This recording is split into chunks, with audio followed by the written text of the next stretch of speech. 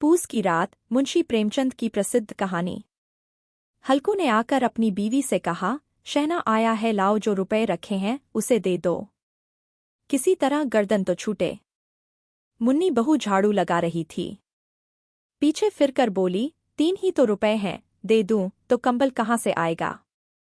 माघपूस की रात खेत में कैसे कटेगी? उससे कह दो फसल पर रुपए देंगे। अभी नहीं है। हल्कू थोड़ी देर तक चुप खड़ा रहा और अपने दिल में सोचता रहा, पूस सर पर आ गया है। बगैर कंबल के खेत में रात को वो किसी तरह सो नहीं सकता। मगर शहना मानेगा नहीं, घुड़कियां देगा। ये सोचता हुआ वो अपना भारी जिस्म लिए हुए, जो उसके नाम को खलत साबित कर रहा था, अपनी बीवी के पास गया और खुशामद करके बोला, ला दे गर्दन तो किसी तरह से बचे। कंबल के लिए कोई दूसरी तदबीर सोचूंगा।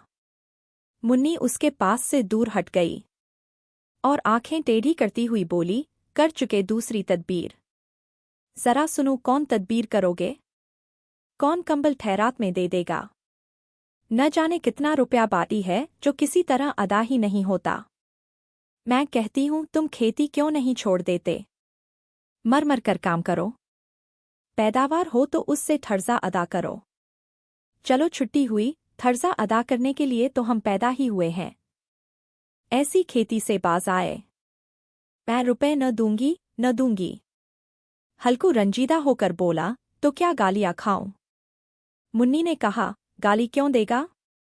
क्या उसका राज है? मगर यह कहने के साथ ही उसकी तनी हुई भवें ढीली पड़ गईं। हल्कू की बात में जो दिल दहलाने देने वाली सदाकत थी। मालूम होता था कि वो उसकी जानिब टकटकी बांधे देख रही थी। उसने ताक पर से रुपए उठाए और लाकर हल्कू के हाथ पर रख दिए। फिर बोली, तुम अब की खेती छोड़ दो। मजदूरी में सुख से एक रोटी तो खाने को मिलेगी। किसी की धौंस तो न रहेगी। अच्छी खेती है, मजदूरी करके लाओ, वो भी उसमें झोंक दो। उस पर से धौंस। हल्कू ने रुपए लिए और इस तरह बाहर चला। मालूम होता था वो अपना कलेजा निकाल कर देने जा रहा है। उसने एक एक पैसा काट कर 3 रुपए कंबल के लिए जमा किए थे। वो आज निकले जा रहे हैं। एक एक कदम के साथ उसका दिमाग अपनी नादारी के बोझ से दबा जा रहा था। पूस की अंधेरी रात। आसमान पर तारे भी ठिठुरते हुए मालूम होते थे। हल्कू अपने खेत के किनारे ओक के पत्तों की एक छतरी के नीचे बांस के खटोले पर अपनी पुरानी गाढ़े की चादर ओढ़े हुए काँप रहा था। खटोले के नीचे उसका साथी कुत्ता जबरा पेट में मूंग डाले सर्दी से कूं कूं कर रहा था। 2 में से एक को भी नींद न आती थी। हल्कू ने घुटनों को गर्दन में चिमटाते हुए कहा, क्यों जबरा, जाड़ा लगता है? कहाँ तो था घर में पियाल पर लेट रहा। तू यहाँ क्या लेने आया था? अब खा सर्दी, मैं क्या करूं? जानता था। मैं हलवा पूरी खाने आ रहा हूं।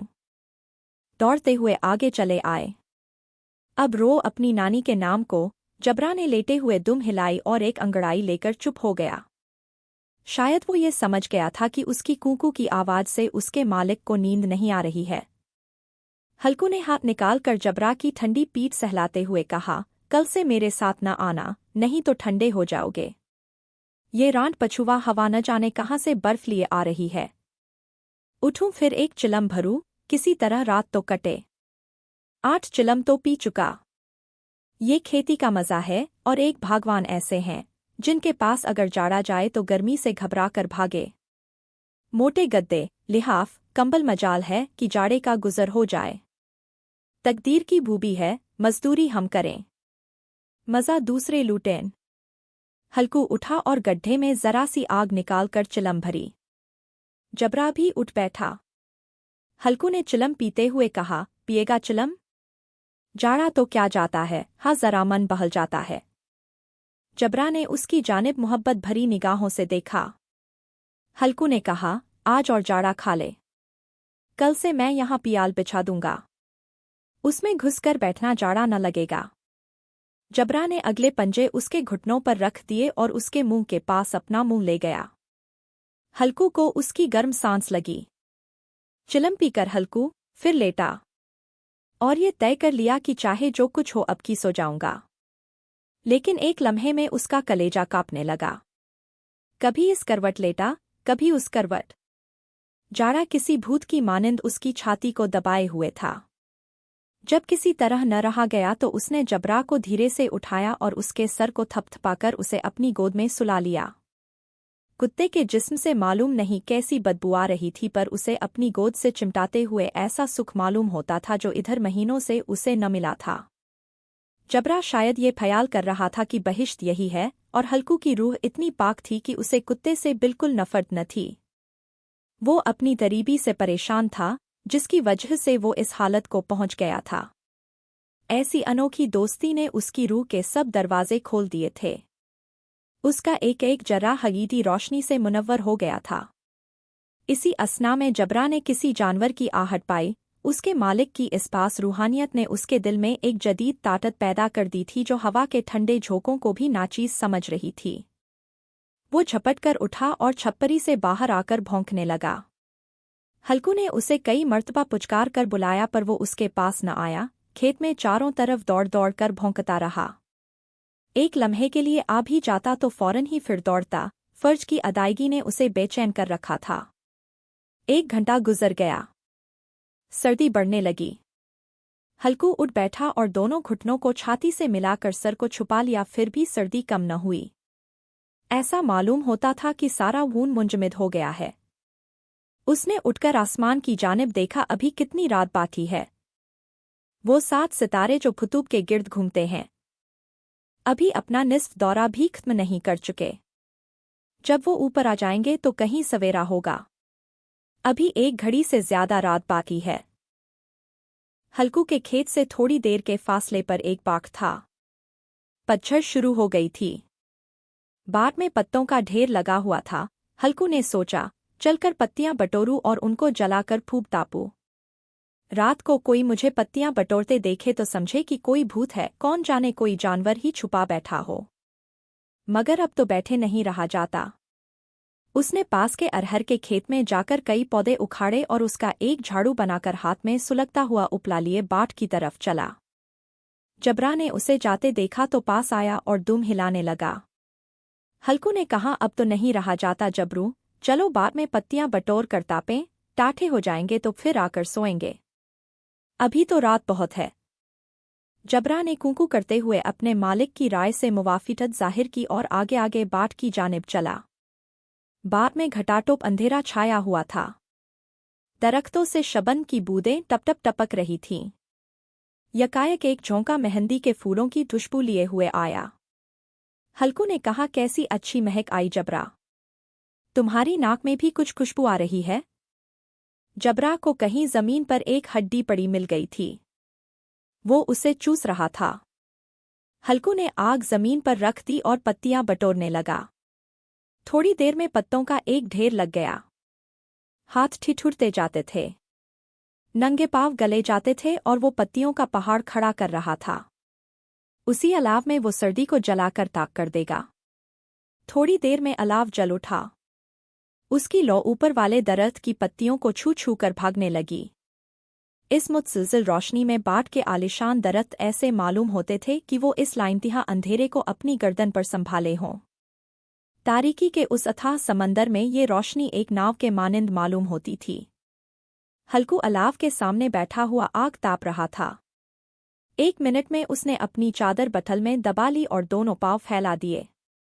गोया वो सर्दी को ललकार कर कह रहा था, तेरे जी में आए वो कर। सर्दी की इस बेपाया ताकत पर फतह पाकर वो खुशी को छुपा न सकता था। उसने जबरा से कहा, क्यों जबरा, अब तो ठंड नहीं लग रही है।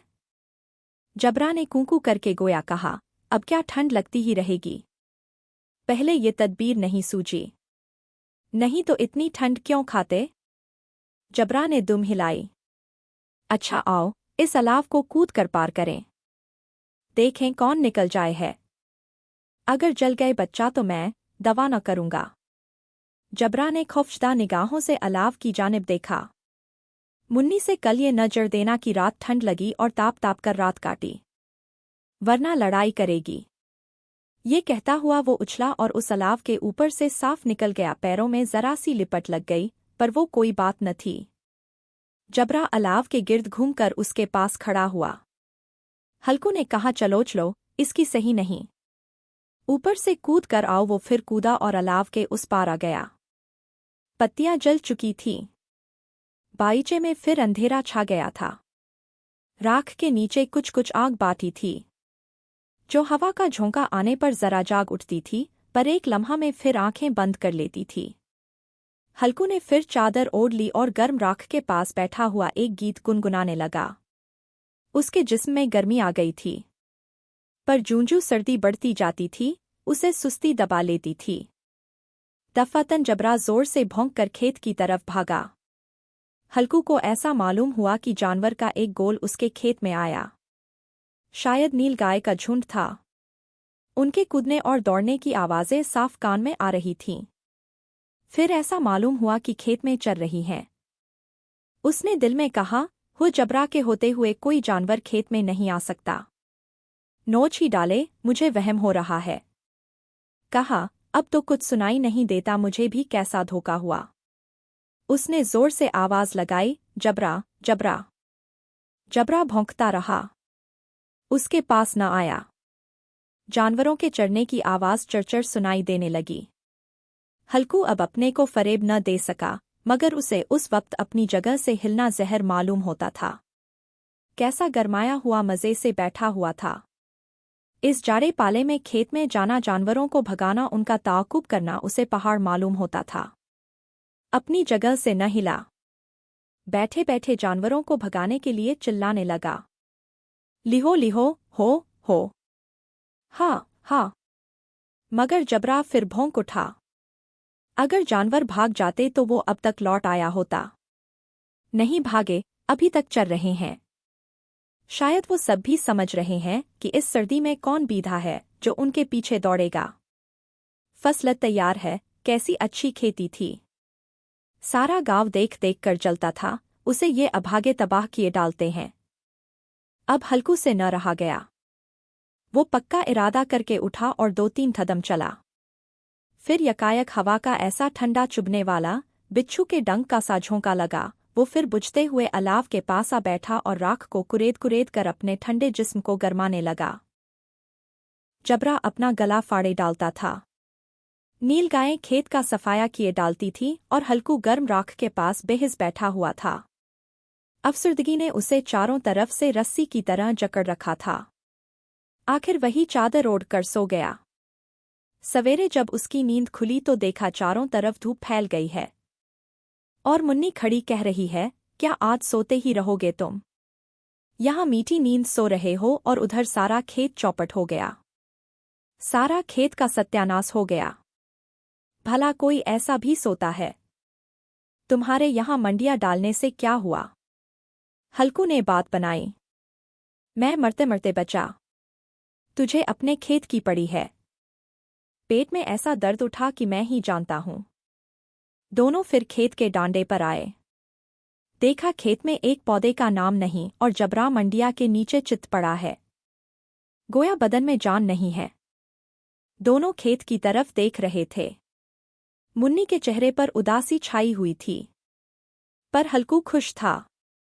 मुन्नी ने फिक्रमंद होकर कहा, अब मजूरी करके माल गुजारी देनी पड़ेगी। हल्कू ने मस्ताना अंदाज से कहा, रात को ठंड में यहाँ सोना तो न पड़ेगा। मैं इस खेत का लगान न दूंगी, ये कहे देती हूँ। जीने के लिए खेती करते हैं, मरने के लिए नहीं करते। जबरा अभी तक सोया हुआ है। इतना तो कभी ना सोता था। आज जाकर शहना से कह दे, खेत जानवर चर गए। हम एक पैसा न देंगे। रात बड़े खजब की सर्दी थी। मैं क्या कहती हूँ, तुम क्या सुनते हो? तू गाली खिलाने की बात कह रही है। शहना को इन बातों से क्या सरोकार? तुम्हारा खेत चाहे जानवर खाए, चाहे आग लग जाए, चाहे ओले पड़ जाए, उसे तो अपनी मालगुजारी चाहिए। तो छोड़ दो खेती, मैं ऐसी खेती से बाज आई। हल्कू ने मायूसाना अंदाज से कहा, जी मन में तो मेरे भी यही आता है कि खेती बाड़ी छोड़ दूं। मुन्नी तुझसे सच कहता हूँ, मगर मजूरी का बयाल करता हूँ तो जी घबरा उठता है। किसान का बेटा होकर अब मजूरी न करूँगा, चाहे कितनी ही दुर्गत हो जाए। खेती का मर्जाद नहीं बिगाड़ूंगा। जबरा, जबरा, क्या सोता ही रहेगा, चल घर चलें।